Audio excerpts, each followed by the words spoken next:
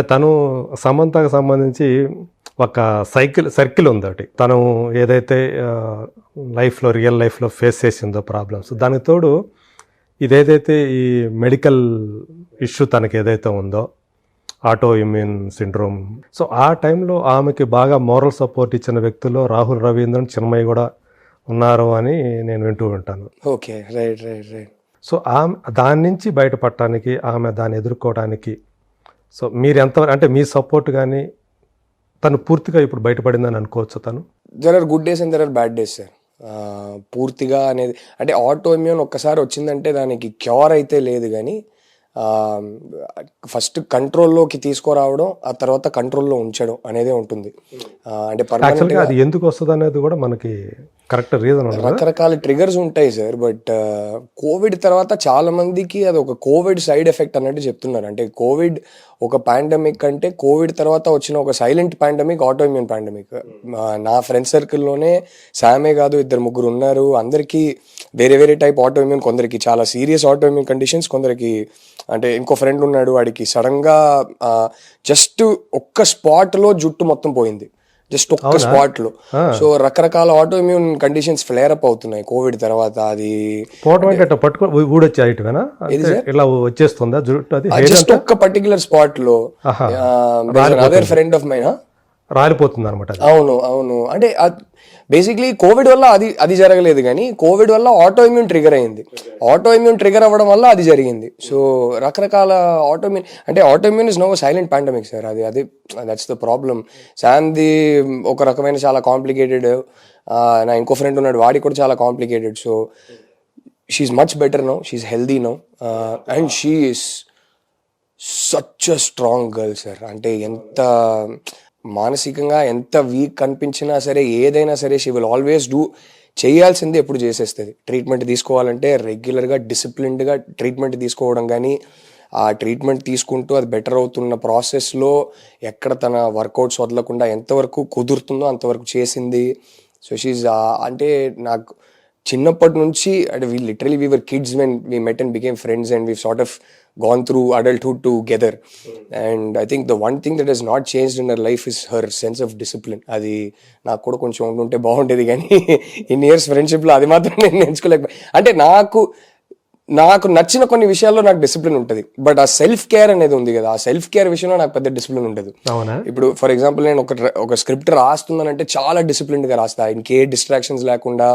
ఒక్కసారి కూర్చున్నానంటే అది ఫినిష్ అయ్యేదాకా అసలు అటు ఇటు కదలను. అలాంటి విషయాల్లో, నాకు నచ్చిన విషయాల్లో నాకు డిసిప్లిన్ ఉంటుంది. బట్ ఈ వర్కౌట్ అనేది అంటే కొందరు నచ్చి చేస్తారు, కానీ నాకు అలాంటి విషయాల్లో అబ్బా ఆ అమ్మాయికి ఉన్న డిసిప్లిన్ అసలు వేరే లెవెల్ అది. అయ్యో. సో అయ్యా luckily she is a fighter. ఏది ఉన్నా ఎట్లా ఉన్నా కానీ ఆ మెడికల్ ఇష్యూ ఉన్నప్పుడు కూడా తను చేస్తూ వచ్చేదే సార్. అస్సలు వర్కౌట్ కానీ, అంటే ఎవరు ఏం చెప్పినా she is trying alternate therapies and treatments and things like that. So ఎవరు ఏం చెప్పినా సిన్సియర్గా కరెక్ట్ టైంకి ఏది తీసుకోవాలో, ఏం ఎక్సర్సైజెస్ చేయాలో, ఏం చేయాలో అంతా చేస్తుంది. So I think one thing all of us friends we always knew was that she will somehow get over it, she will somehow beat it అనేది ఒకటి ఉండింది. అది ఎంత వీక్ ఫీల్ అయినా, ఎప్పుడైనా మరి వీక్ ఫీల్ అయిందంటే మేమందరం ఉన్నాంగా. సో బ్యాడ్ థింగ్ ఏంటంటే తను అలా సఫర్ అవుతున్నప్పుడు దాంతో ఒక పక్క పర్సనల్ లైఫ్లో ప్రాబ్లమ్స్, ఇంకో పక్క ఈ మెడికల్, ఇది ఎప్పుడైతే తను ఈ సమస్యతోటి తను బాధపడుతున్నానని చెప్పిందో, నిజానికి ఆమె మీద ఒక రకమైన సింపతి కలగాలి. యాక్చువల్గా అందరూ సపోర్ట్ చేయాలి, మోరల్గా సపోర్ట్ చేయాలి. కానీ సోషల్ మీడియాలో పని కట్టుకొని కొంతమంది ఆమె మీద అంతా ఇంకా కొంగదీసేటట్టు, ఆమెను ఇంకా చేయాలి, బాధ పెట్టాలన్నట్టుగా ఆ ట్రోల్స్ అనేవి రావటం, దాన్ని ఆమె ఎలా తట్టుకుంది నాకు అర్థం కాదు సార్. అది అంటే కైండ్నెస్ అనేది ఇట్స్ అ బేసిక్. మనం కైండ్గా లేకపోయినా పర్లేదు, అన్కైండ్గా ఉంటే చాలు కదా. అదే అంటే అది అంతే. కొందరు సోషల్ మీడియాలో ఓకే యాక్సెస్ ఉంది కదా, ఎవరినైనా ట్యాగ్ చేసి ఏదైనా చెప్పొచ్చు కదా అని చెప్పేస్తారు. అది మరి అదేదో సింపతి పొందడం కోసమే ఇదన్నీ పెడుతుంది, ఇవన్నీ చెప్తుంది అని చెప్పేసి ట్రోల్ చేయటం. 7, 8, 9 monthsకి అసలు ఏది పోస్ట్ చేయలేదు, అసలు బయటికి రావట్లేదు తను. అవును, తను ఏం డీల్ చేయాలో తన పాపం ఒంటరిగా తనే డీల్ చేసింది. కానీ ఫైనలీ ఒక శాకుంతలం రిలీజ్కి వచ్చినప్పుడు, లేకపోతే యశోద రిలీజ్కి వచ్చినప్పుడు అప్పుడు బయటికి రావాల్సిందే, తప్పదు. అండ్ ఎక్కడో తనని నమ్మి ప్రొడ్యూసర్స్ డబ్బులు పెట్టారు, దీన్ని నేను ప్రమోట్ చేయాలి అని చెప్పి బయటికి వచ్చింది. బయటికి వచ్చి ఫైనలీ ఇప్పుడు ఒకరి ఇంటర్వ్యూలో ఏదైనా ఒకటి అడిగితే అది మరి ఇంకేం జవాబు ఇవ్వాలి? అవును, ఉన్నది ఉన్నట్టే కదా చెప్పాలి. సో అది ఏమో దాన్ని మళ్ళీ ట్రోల్ చేయడం అది నాకు అర్థం కాదు. And it's something very sad. It's obviously she's one of the biggest heroines and she's one of our biggest stars కాబట్టి ఎక్కువ ట్రోలింగ్ చేస్తారు. బట్ అది ఐ థింక్ ఎవ్రీబడి వాళ్ళ లెవెల్లో అందరికీ trolling is okay sir. Like sometimes when I get trolled I have fun. I mean it's you laugh at it. But ఒక line దాటితే అది ట్రోలింగ్ అని కూడా కాదు, అది just becomes personal attacks after point, it becomes character assassination after point. And that is sad. I don't know what to say. It is difficult for anybody. It is very very difficult for anybody.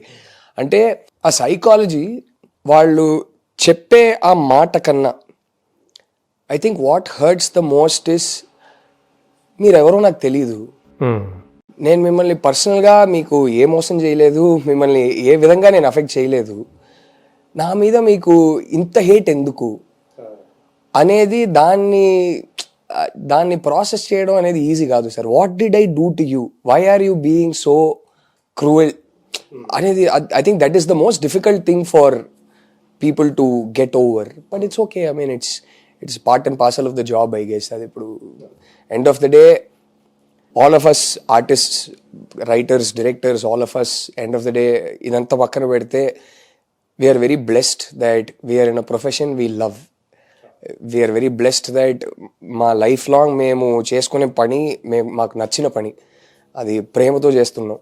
So అది చూసుకుంటే ఇదంతా ఓకేలే చూసుకుందాం అనిపిస్తుంది. So these are side effects of the job. But we're blessed end of the day. So వాళ్ళ లెవెల్లో everybody is blessed. Success, failure ఇదంతా పక్కన పెడితే I think the biggest success is that నచ్చిన పని చేస్తున్నాం. అవును. సో అది అప్పుడప్పుడు గుర్తు చేసుకుంటూ ఇదంతా ఇగ్నోర్ చేయడమే. శామ్ తోటి మీరు మీ ఫస్ట్ ఫిల్మ్ తర్వాత మళ్ళీ యూటర్న్ అయినా చేయటం? అవునవును, చాలా మళ్ళీ ఆల్మోస్ట్ 10 years తర్వాత మళ్ళీ చేసాం.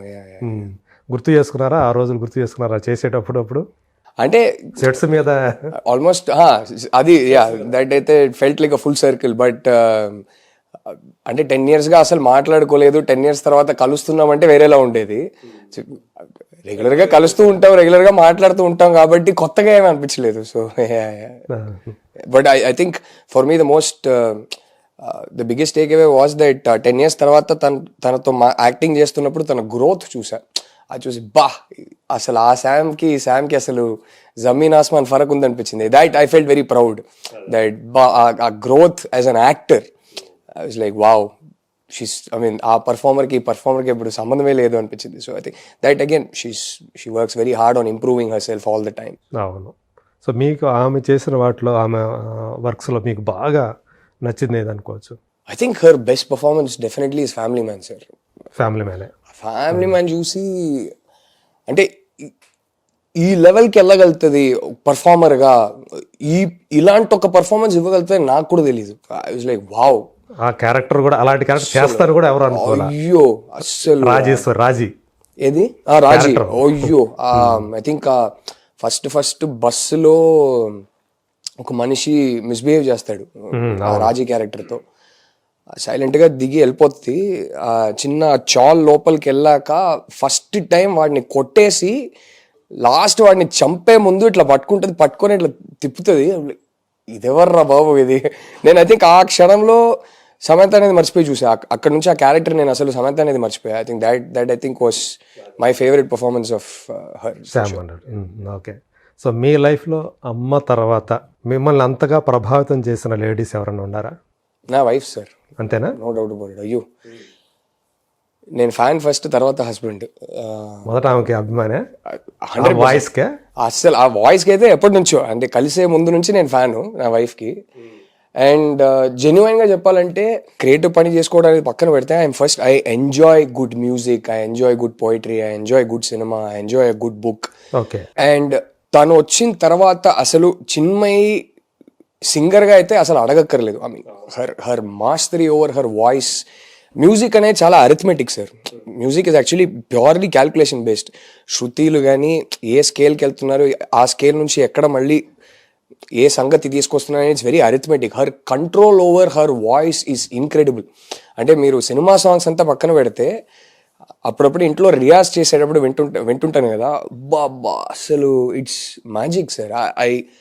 I love music. నేను చాలా కాన్సర్ట్స్కి వెళ్తుంటాను. నేను లైవ్ పర్ఫార్మెన్సెస్ అంటే మ్యూజిక్ తో పాటు దానిలో సాహిత్యాన్ని కూడా బాగా any type of music, Carnatic దగ్గర నుంచి మంచి తీన్మార్ సాంగ్ అన్నా కూడా ఏదైనా బాగా ఎంజాయ్ చేస్తా. సో ఇంట్లోనే తను రియాజ్ చేస్తుంటే అది వినడం అనేది ఇట్స్ బ్లెస్సింగ్. అసలు ఇన్క్రెడిబుల్ వాయిస్. I cannot. మీరు సినిమా సాంగ్స్ వినుంటారు కానీ తను గజల్స్ పాడుతుంటే మీరు వినాలి. ఇంట్లో మాక్సిమం తను రియాజ్ చేసేది గజల్స్తోనే రియాజ్ చేస్తుంది. తన ఫేవరెట్ టు సింగ్, తన ఫేవరెట్ జానరా గజల్స్ అనమాట. ఓకే. సో గజల్స్తో ప్రాక్టీస్ చేస్తుంది. బా అసలు నేను వెంటనే వెళ్ళి సైలెంట్గా లైట్లు ఆఫ్ చేసేస్తాను. నేను ఒక డార్క్ మాహోల్లో జస్ట్ ఒక్క ల్యాంప్ ఎక్కడైనా వెలిగించేసి కూర్చొని సైలెంట్గా వింటుంటే ఆ మజా వేరు. అసలు మిమ్మల్ని మీరు మర్చిపోతుంటారు. అసలు అమేజింగ్. మీరు ఈ విషయంలో బ్లెస్డ్ అనుకుంటారా? 100% sir, no doubt about it. I think it is one of my greatest blessings as a lover of music that I married a singer. No doubt about it. Unfortunately ఇంట్లో తనకన్నా ఎక్కువ నేనే పాడుతుంటా. చాలా దరిద్రంగా పాడతాను నేను, బట్ నేనే పాడుతుంటా. బట్ అది పక్కన పెడితే another massive respect I have for her is that కొందరు వస్తారు సార్, పాప్ కల్చర్ మీద వాళ్ళ ప్రభావం ఎలా ఉంటుందంటే బిఫోర్ ఆఫ్టర్ అని చెప్పొచ్చు. ట్రెండ్ మారిపోద్ది. లైక్ జస్ట్ ఊరికే ఒక చిన్న ఎగ్జాంపుల్ చెప్పాలంటే, ఇప్పుడు ఎవరో వచ్చి ఒక యాక్షన్ సినిమా స్క్రిప్ట్ చెప్తున్నారంటే, ఇది ఈ ఎలివేషన్ బోయపాటి గారి లాగా ఇస్తామండి అంటారు. ఆయన ఒక బెంచ్ మార్క్ అయిపోయారు. చెప్పేది కూడా అట్లా చెప్తారు. లేకపోతే కొందరు వచ్చి లవ్ స్టోరీస్ చెప్పేటప్పుడు చెప్పి నాకు ఇది ఎలా తీస్తారో ఏంటని కొంచెం అర్థం కాలేదని వాళ్ళకి అనిపిస్తే, సార్ ఇది taking Gautham Menon style taking ఉంటుంది సార్ అంటారు. అంతకన్నా ఒక క్రియేటర్కి బెటర్ కాంప్లిమెంట్ ఇవ్వలేము కదా. సో నాకు తెలిసి చిన్మయి హీరోయిన్స్కి డబ్బింగ్ చేయడం స్టార్ట్ చేశాక హీరోయిన్ వాయిస్ ప్యాటర్న్ ఎలా ఉంటుంది, తెలుగు తమిళ సినిమాలో హీరోయిన్స్ ఎలా మాట్లాడతారు అనేది మారిపోయింది సార్. ఇప్పుడు అంటే అంతకు ముందు ఒక స్పెసిఫిక్ వాయిస్ ప్యాటర్న్ ఉంది. ఆల్మోస్ట్ 10-15 years కి అది పెద్ద హిట్.